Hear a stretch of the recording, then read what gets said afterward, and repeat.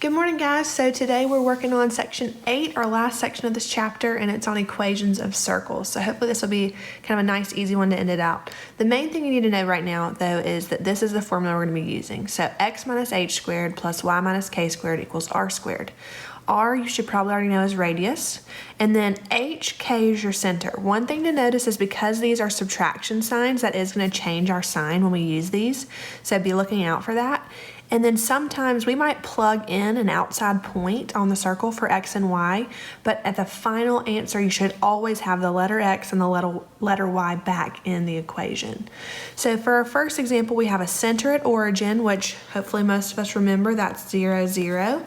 And then the radius is radical 10. So what you do is you would say x minus h, so that's our 0 squared, plus y minus k, again that's also a 0 squared, equals r squared. And then this is not the simplest way to write this, so we do want to simplify anything we can. So one thing is subtracting 0 doesn't change anything. So x minus 0 squared is just going to become x squared. Y minus 0 squared will just become y squared. And then if you square radical 10, it's just 10. So our first answer in our equation is just going to be x squared plus y squared equals 10. And that would be our equation of this circle. For our second example, we're given a center that's not at the origin this time. So this is our h and our k. And then instead of being told the radius, we're told the diameter. Well, hopefully that means we remember that the radius is half of the diameter, so the radius is 4. And now we can plug everything in.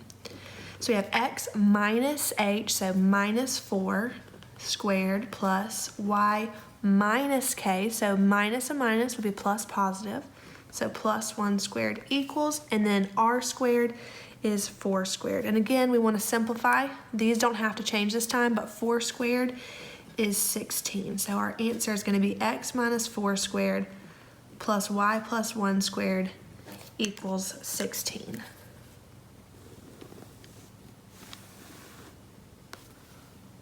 Okay, so now we're going to have a little bit different information given to us to start. So we have the center again, but instead of the radius, we're told another point that it passes through. So the center is always HK, but this extra point we're going to plug in for x and y. And we're just going to use those to help us find the r, and then we can finish by plugging it in like we did before. So we have x, which is negative 3, minus h, 5, squared, plus y, which is 4, minus k, 4 squared, equals r squared. So negative 3 minus 5 is negative 8 squared, plus 4 minus 4 is 0 squared, equals r squared. Negative 8 squared is 64, plus 0 squared is 0, equals r squared. So 64 equals r squared. Now, you can go ahead and know that the square root of 64 is 8 and tell me the radius is 8. However, since we're not asked to say the radius, we're just writing the equation, it's okay to stop right here because r squared is what we plug into that equation. So it's your choice. It's not going to hurt to go ahead and find the radius. Like I said, it's 8, but you are going to use r squared for the equation if you don't want to do that step. So for our final answer, we have x. Again, remember I told you earlier, we don't plug this in except to find r. We just always end with the x and the y. So x minus h, so minus 5 squared, plus y minus k, so y minus 4 squared, equals, and then r squared is that 64. Again, just saving that step instead of making it 8 and then going back and squaring it at the end, we can leave it at the r squared. Okay, so same type of problem. I'm going to label my h, my k, my x, and my y, and then plug everything in. So 0 minus minus 3 is plus 3 squared, plus 0 minus minus 5 is plus 5 squared, equals r squared. 0 plus 3 is 3. 0 plus 5 is 5. 3 squared is 9. 5 squared is 25. And then if we add 9 plus 25, we get 34 equals r squared. Again, I'm going to choose to go ahead and leave it there since I'm just being asked to write the equation. So my answer is going to be x plus 3 squared plus y plus 5 squared equals 34.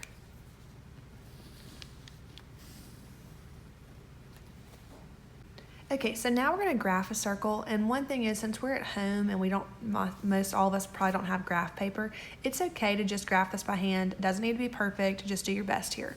But the idea is that you need to look at the equation and figure out the center and the radius.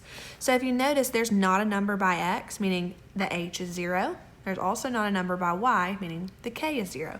So my center is 0, 0, or at the origin. And then r squared equals 4. So if r squared equals 4, I take the square root, and I know my radius is 2. So the easiest way to graph this, make yourself a little graph, doesn't have to be perfect. Plot your center, and then right, up, left, and down go the amount of boxes of the radius.